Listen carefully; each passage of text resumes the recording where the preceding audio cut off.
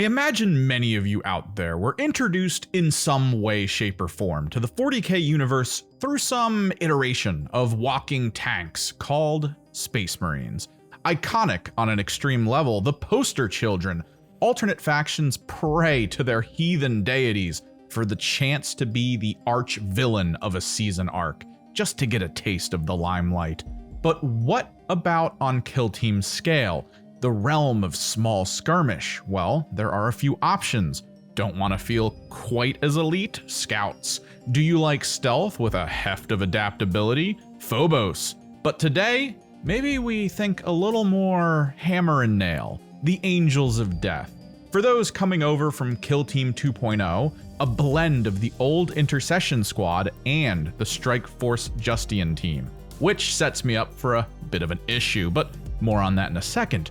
Before then, if you're new to the channel and like tabletop games, the hobby, rules, strategy, maybe tap that subscribe button, possibly a thumb. And as per the usual PSA, we have a Discord linked in the description below. If you'd like to show off your projects or have any pressing questions or just want to continue the conversation, maybe check us out. We'd be happy to have you. And remember, Kill Team is a game in flux. Balance sheets come at us hot and fast. We'll be talking about this team up to date with the time of the video release, but always double check if anything has changed. Now, let's take a look at how Games Workshop's beloved children play at the small scale.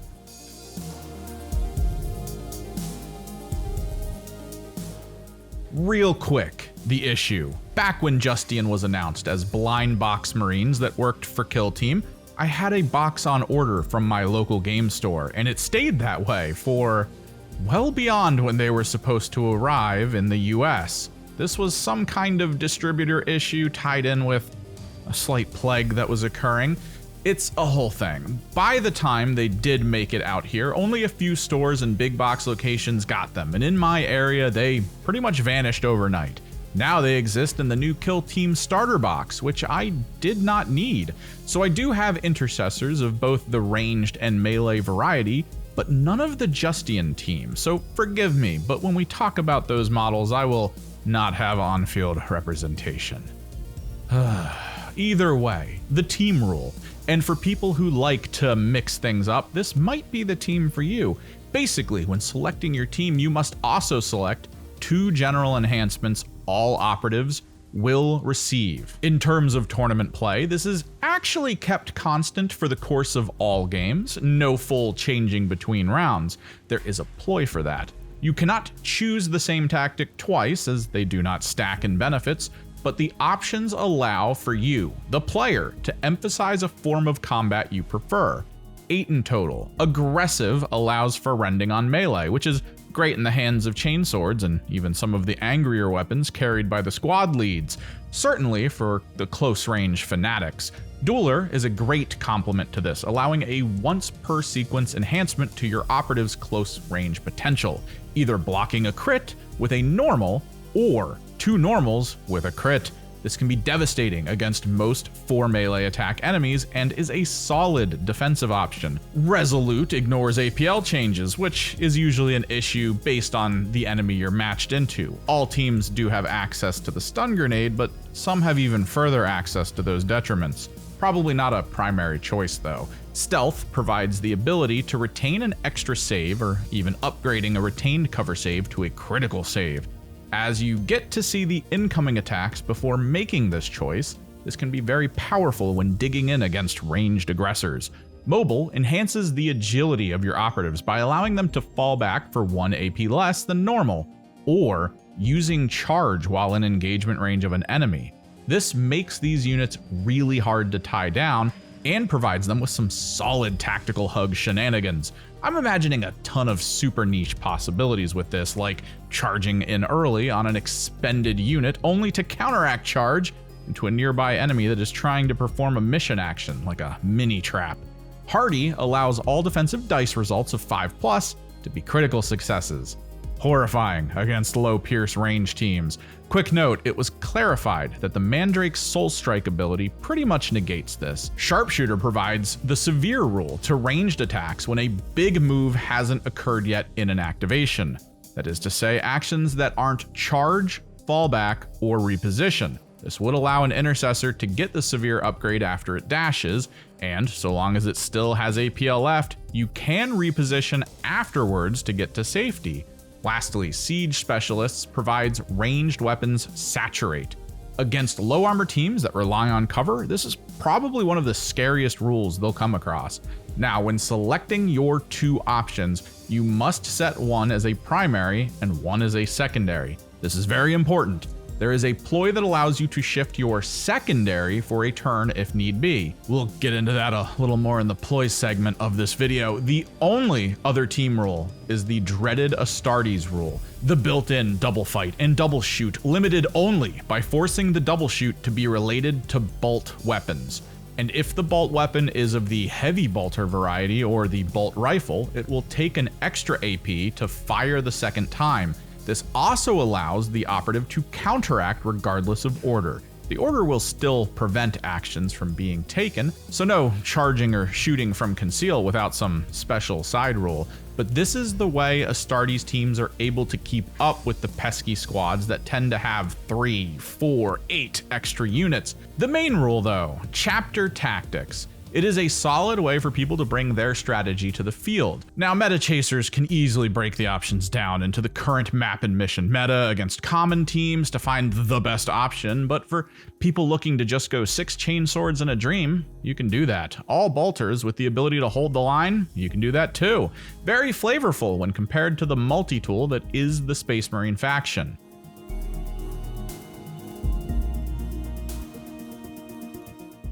To further enhance the idea of the take-all-comers toolbox, the ploys allow you to change up your tactics in the moment, shifting to meet and overcome any obstacle.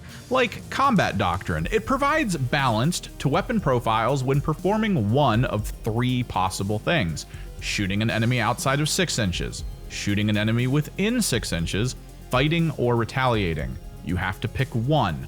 A free reroll for every occasion, and the single command point spent on this is better than the multiple you would likely spend over time during the turn, and balanced is quite a bit stronger in the hands of 3+ to hit teams, and They Shall Know No Fear allows for the ignoring of changes to stats for the team based explicitly on injury, a very powerful option when you consider injury for intercessors happens at about around 6 wounds remaining, depending on operative. With a 3+ save, it takes a bit for most enemies to get them this low, and there is something psychological about putting in all that work to try and reduce potential speed and damage from your enemy, only to have it swept aside by 1 command point. Adaptive Tactics is related to the team rule for picking your bonuses. Remember when I said primary and secondary options are important? This is why. The ploy allows you to swap your secondary option to a new one for the turn. This could allow for some fun concepts, like maximizing range damage potential with Siege Specialist as a primary and Sharpshooter as secondary. After a turn where the enemy has all charged into your units, swap the Sharpshooter secondary to Mobile, allowing your unit to fall back, which would have knocked out Sharpshooter anyway, and still shoot twice due to the reduced fallback cost. I feel the common team build tactic will involve setting a defensive option to primary and going offensive in the secondary, depending on need.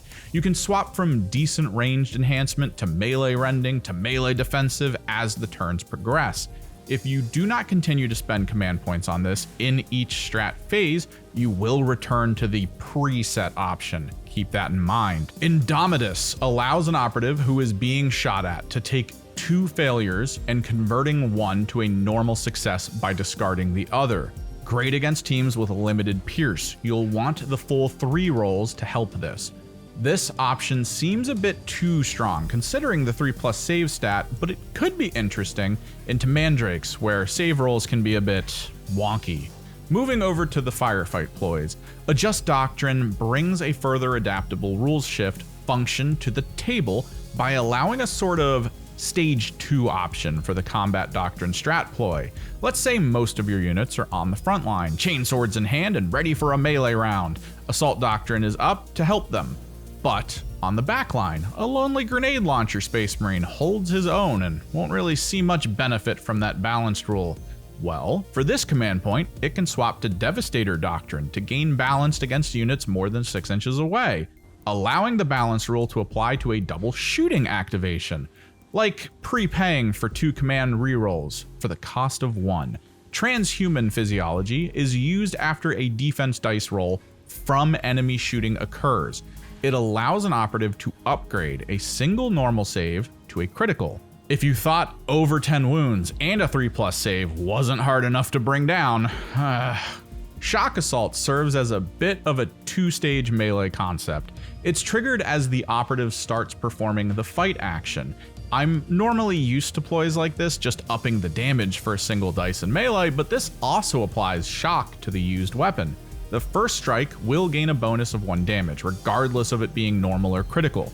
They do limit the maximum damage to 7, so no Aldari one-shotting Power Fist, and the first critical attack allows you to forcibly discard an enemy normal strike due to the shock rule. So aggression and defense.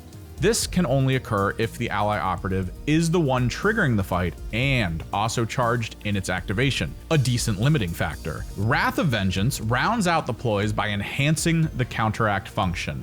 Astartes tend to rely on counteract as their numbers are low, but normally this is just for a single action, a slight reposition, a mission function, an attack of some kind.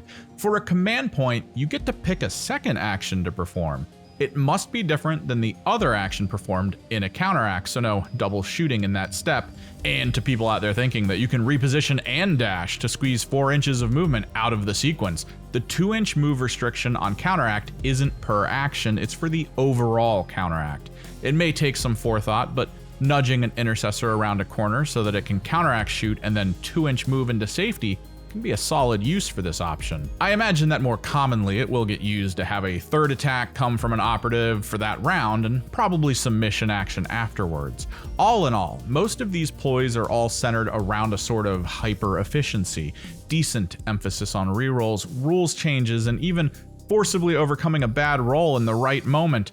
Nothing too crazy, almost a little subtle for players that don't understand the strength of something as simple as a team-wide balance rule. Maybe this is why I hear more about the other Astartes teams, way more flavorful and outlandish with some of their interactions.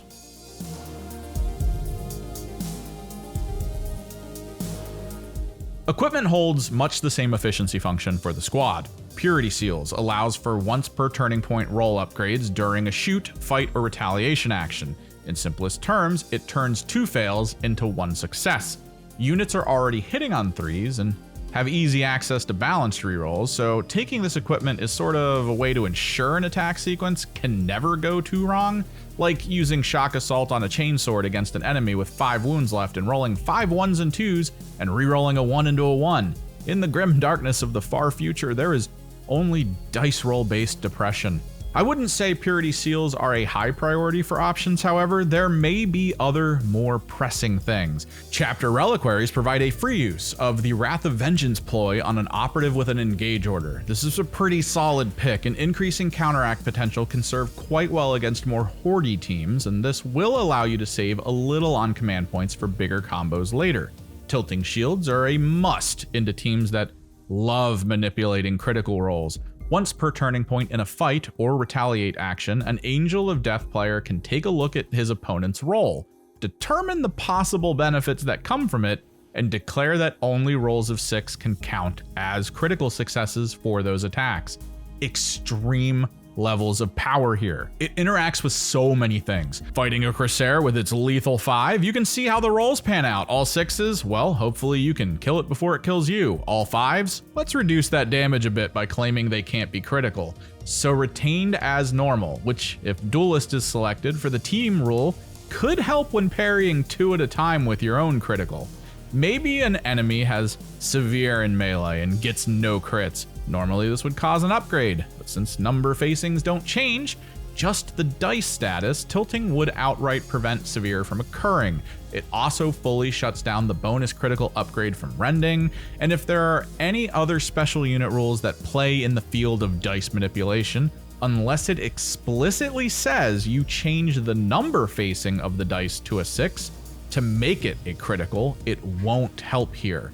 Probably a must-take for teams that use any of these rules. So, when in doubt, ask your opponent how much of any of this is available to them.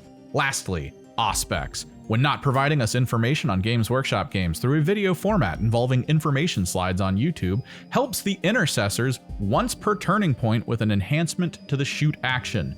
It prevents enemies from utilizing the obscured rule if they are within 8 inches of the attacking marine. This will be map dependent.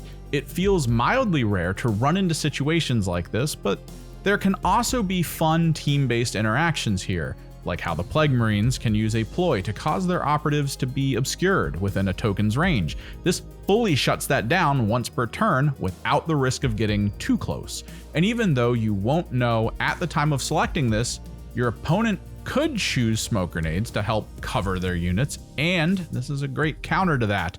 All in all, these options are mildly subtle, but strong into most things. Reliquaries will probably be necessary into non-elite teams depending on enemy total activations and how many you think you can bring down before losing one of your own. Purity seals can be that guarantee, but like we said, elites tend to find it hard to miss, so you could end up going a whole game without being able to use them. It's more for peace of mind. Tilting shields will require the early game question of, do you have access to lethal or severe or any kind of critical manipulation in melee? If yes, tilting. If no, save the option slot.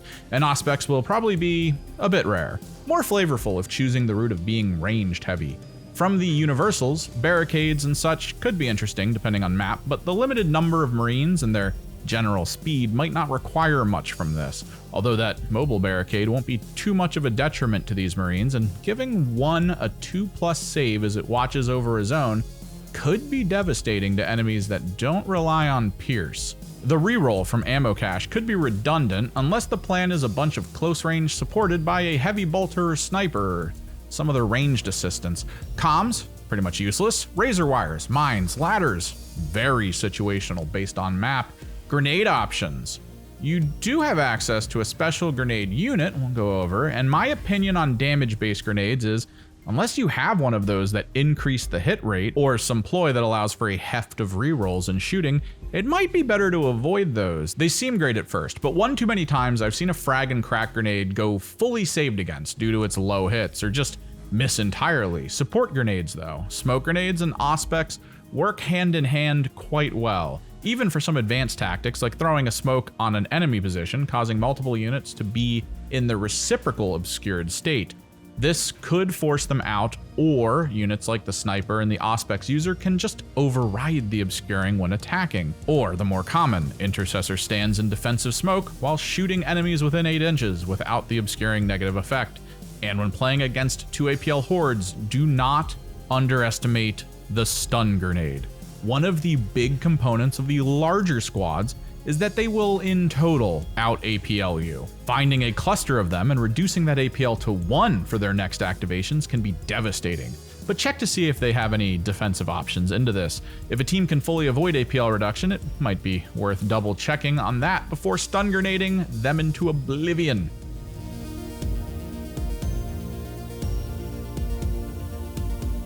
We'll start with the Justian operatives I don't have access to. When collecting for this team, it can be worth trying to get your hands on them or possibly convert some from other models. If you're a big Space Marine collector for Big Hammer, stand-ins for the actual models are normally 100% fine, just pay attention to base sizes. Looking at their captain, if you mostly play Horde or squishy teams, you can immediately see why elites feel oppressive.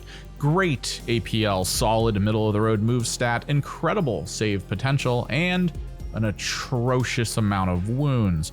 Pay attention to wound counts, as the Intercessors are one of the few teams where those fluctuate heavily at times. This unit comes preset with the common plasma pistol and Power Fist, making it an ideal unit into hefty and below quality targets.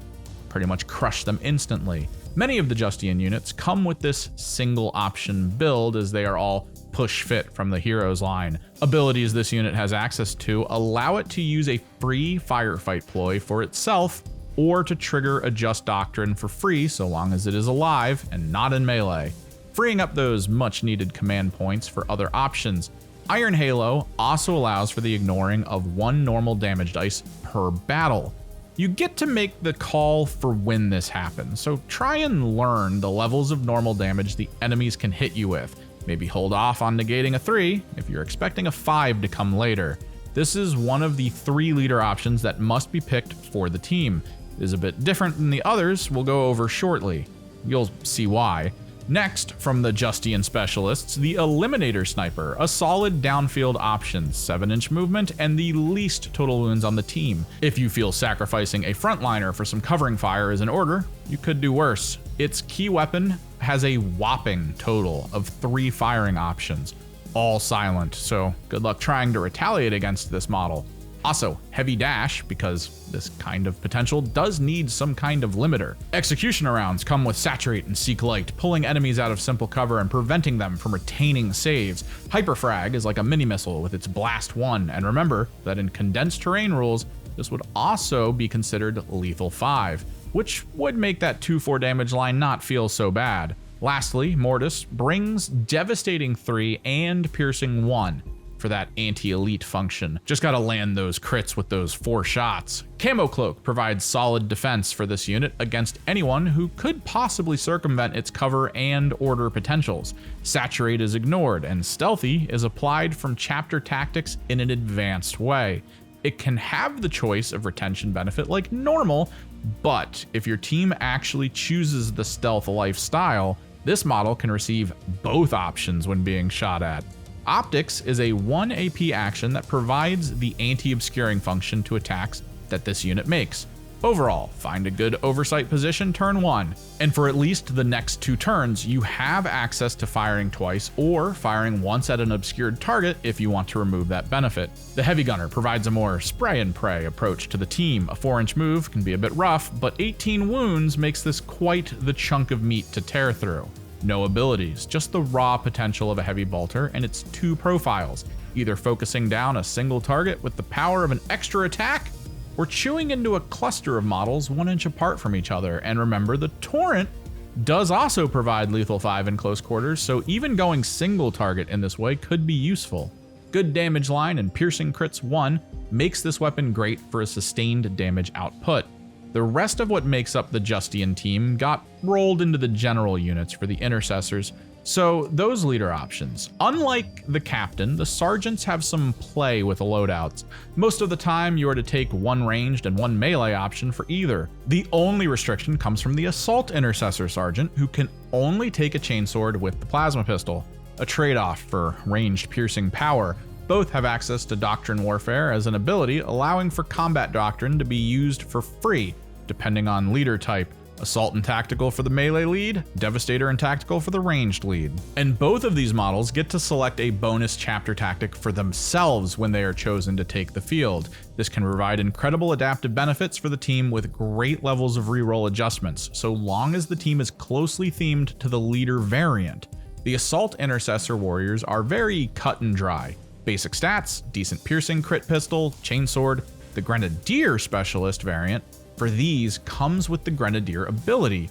Many teams right now have this style of unit, and their adaptability cannot be understated. Rather than paying for the attack grenades, this unit just has them. It can use 1 per activation. It could also use another in counteract, I believe. The big benefit here is that these grenades will hit on 3s instead of the usual 4s, a much superior option. And since it is still just an assault intercessor beyond this, you don't really lose anything unless you only want to focus on range-specific models. Intercessor Warriors are the ranged meat and potatoes, adaptable through the choice of 3 gun types. Auto bolt rifles for the Torrent 1 potential, bolt rifles for piercing crits 1 while maintaining full mobility. If you want piercing crits and lethal 5, you'll have to gain heavy dash with that Stalker version. That can also be fired for its basic raw stats. Lastly, the Intercessor Gunner serves as a middling range damage dealer for the more hit and fade style midfield team. This unit comes with the auxiliary grenade launcher built in and can choose between the 3 bolter options we just went over for its regular gun. The grenade launcher packs quite a punch, and notice that the Astartes rule here only requires one of the 2-shot actions to involve a bolt gun, so firing a crack grenade and hosing the enemy down with the heavy stalker profile is perfectly valid. From these options, there is so much to choose, even if those choices don't feel too extreme. I certainly see no reason to not field the Intercessor Gunner and or Assault Grenadier, as they are just slightly advantaged versions of the Warrior variants. The question will come down to leader options, and whether or not you feel the Sniper or Heavy Bolter are warranted. Remember, the more long range you go, the harder it is to control midfield objectives, thanks to kill zones having these pesky things called terrain. Honestly, I'd argue for a full contingent of melee intercessors and the melee Sarge as my go-to, but that just could be my bloodlust speaking. There might be value in balance. You'll have to get a feel for it. Enemy to enemy, map to map, mission to mission, experience rules all. So get those reps in.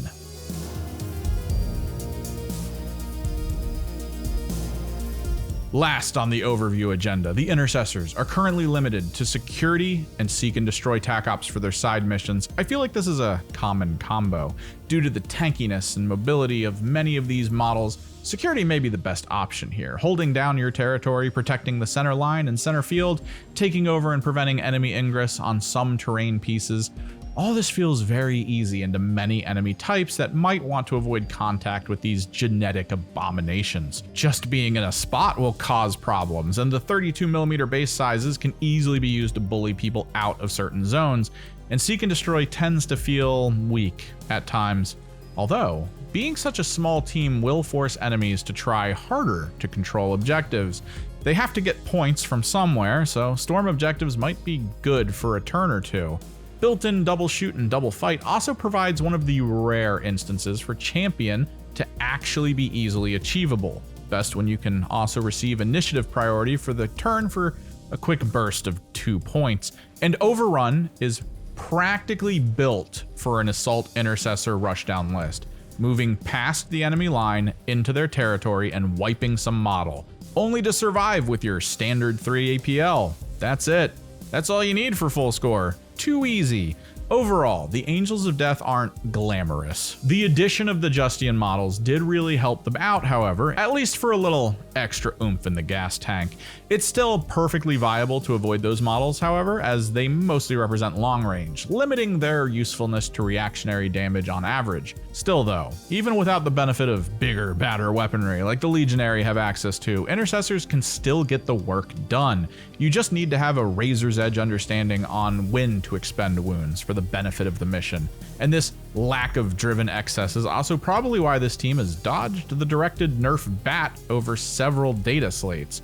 So, you know they have to be in at least a decent position. And to all the Space Marine Collector Boy Scouts out there, this is a very easy way to get into the Kill Team universe and try it out. Remember that Kill Team mostly focuses on silhouette and base size. Got some fun Space Wolves on 32s? Those could make for some great Assault Intercessors. Easy enough to at least try out a format that is a bit more manageable on field. But what do you all think about the Intercessors? Did the change to KT24 end up being alright? They were heavily nerfed before and considered to be mostly unfun to play into with their almost Nurgle-like survivability. I think the reductions work well personally. Any fun strats or combos or even stories of conquest? Let us know in the comments below. And again, if you want to continue the conversation, there is a Discord linked in the description below. We'll be happy to have you. As always, likes for the like god and subscribes for the subscribe throne. I am Kimerix, and I'll see you in the next one.